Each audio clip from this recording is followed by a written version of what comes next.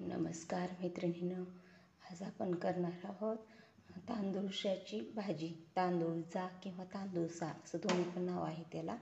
कोणी ह्याला तांदूळजा म्हणतं, कोणी तांदूळसा म्हणतं. तर ही अशा प्रकारची भाजी असते. पावसाळ्यात शेतात येते. पावसाळ्यात ही ना शेतात उगवती अशी.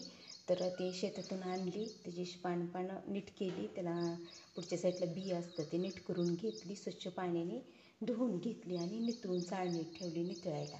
तर ही भाजी कढईत तेल गरम करायला ठेवले आणि ह्याला ना खूप कमी साहित्य असतं. ह्याला जे मसाले बिसाले काही नसतात, तरी पण खूप छान चविष्ट लागते. कोणी कोणी ना याच्यात असं तिखट टाकतं, पण माझ्या सासूबाई याच्यात तिखट टाकत नाही त्या, म्हणून मी अशीच करते. हे शेंगदाण्याचं कूट, मीठ, लसूण आणि जिरे एवढंच टाकायचं आणि तेल. आणि माझ्या माहेरी ना ही भाजी आता ही धुतल्यानंतर भाजून घेतात आणि नंतर तेलात टाकतात. पण माझ्या सासूबाई अशीच तेलात टाकतात, भाजत नाहीत. मग दोन्ही पण खायला टेस्ट चांगली लागते, भाजून पण आणि अशी पण. पण मी ना आता वेळेसाठी ह्याला भाजत नाही, डायरेक्ट तेलातच टाकते. याला सासूबाईच्या पद्धतीने करते. तर तुम्ही कशी पण करू शकता, तुम्हाला आवडेल तशी. भाजून पण घेऊ शकता किंवा तशी पण तेलात टाकू शकता. तर मग चला करूया आपण. तर इथं कढईत तेल गरम करायला ठेवले. आता याच्यातनं आपण जिरे टाकूया. गॅस बारीक करूया आपण. आपले जिरे फुलले. आता आपण याच्यात लसूण ठेचलेलं असं लसूण टाकूया. मी ना उकळात असा ओबडधोबड ठेचला असा चांगला लागतो. मिक्सरवरची जास्त पेस्ट केलेली ती ना ती नाही छान लागत ह्या भाजीला. अशी ओबडधोबडची करायची. आता गॅस मोठा करते आणि ना आता याच्यातनं आपण धुवून घेतलेली भाजी टाकायची.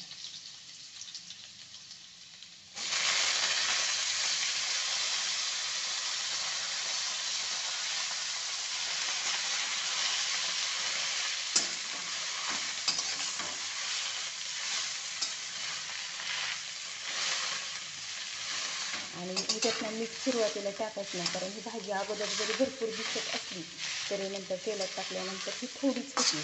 मग याचं मिठाचं प्रमाण आपल्याला कळत नाही आणि पालेभाज्याला मीठ कमीच लागतं कधी पण. मग त्याच्यामुळे ना आता हे जरा थोडी कमी झाली की नंतर याच्यात मी मीठ टाकणार आहे. आता अशीच तेलात ह्याला भाजीत राहते.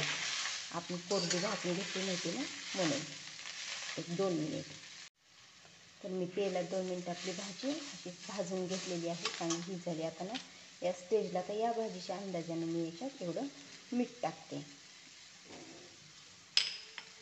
आता हे चांगलं मिक्स करते मीठ. आणि आता नंतर एक झाकण टाकून ह्याला 2 मिनिटाची वाफ येऊन देते. का तर आपल्या पानाची जी देठ आहेत थोडी हे मऊ झाली पाहिजे. आणि त्याच्यावरनं मी आता झाकण टाकून आपली भाजी शिजवून देते.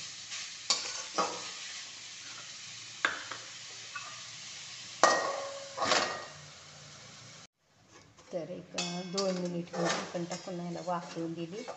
मी ना आता आपला गॅस आधी बंद करते.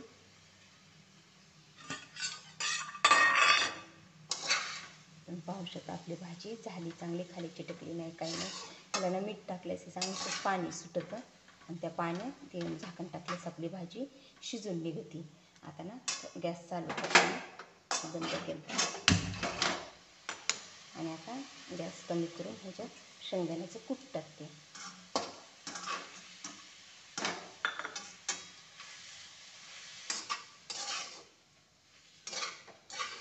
गॅस फुल करून शेंगदाण्याचं कूट टाकल्यास आपली भाजी थोडी परतून देते.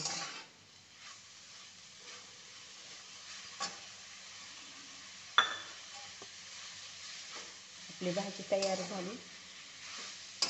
आणि तुम्ही वाटलीस तर त्यात तेलात हिरवी मिरची पण टाकू शकता. पण आमच्यात अशीच मिठाचीच खाल्ली जाते, सगळे म्हणतात अशीच छान लागते.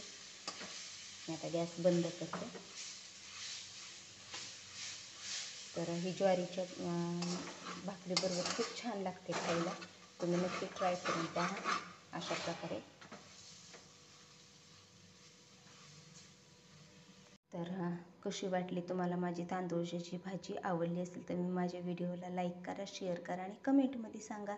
आणि तुम्ही पण अशा प्रकारे नक्की ट्राय करून पहा आणि तुम्हाला नक्की आवडेल. आणि ज्यांनी माझ्या व्हिडिओला सबस्क्राईब केलं नाही ना, त्यांनी माझ्या चॅनलला सबस्क्राईब करा.